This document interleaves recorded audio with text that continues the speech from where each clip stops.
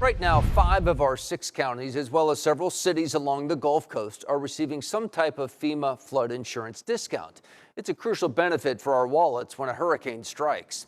Homeowners on Fort Myers Beach are finally expected to get their flood insurance discounts after being put on probation late last year. 15 feet of storm surge during Hurricane Ian wiped out most homes and businesses. The town was put on probation in November after allowing unpermitted work after Hurricane Ian.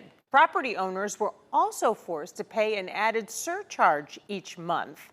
Tonight, Gina Tomlinson is on Fort Myers Beach, where people are looking forward to the extra money in their pockets.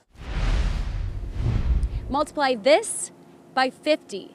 That's how much extra people on Fort Myers Beach have been shelling out each month for flood insurance. FEMA called it probation. Homeowners called it unfair. Now it's finally ending, and people tell me every dollar saved makes a difference. And you're getting bills for everything from, contractors, electricians, every dime helps. Greg Skasny's been living house to house and camper to camper since Ian flooded his neighborhood. About 11 and a half feet, almost 12 feet of water at my house during Ian. Now he and others rebuilding on Fort Myers Beach have one less thing to worry about. The town's probation under the National Flood Insurance Program is officially set to be lifted. Even in the new house, they don't cover anything below flood, but you still have to have it. It's about the same.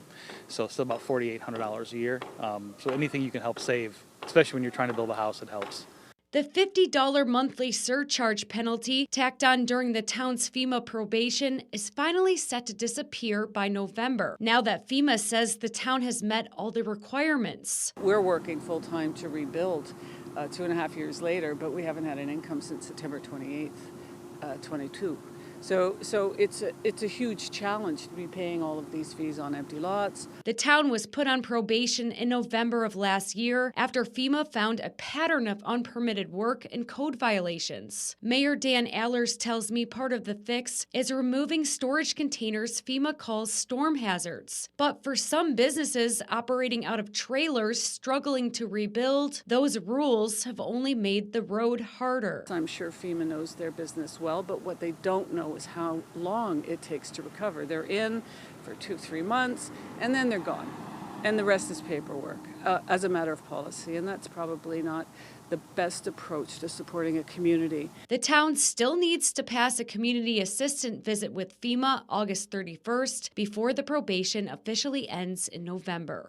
If everything goes as planned, homeowners here could see that 25% discount return next April. On Fort Myers Beach, I'm Gina Tomlinson, Gulf Coast News.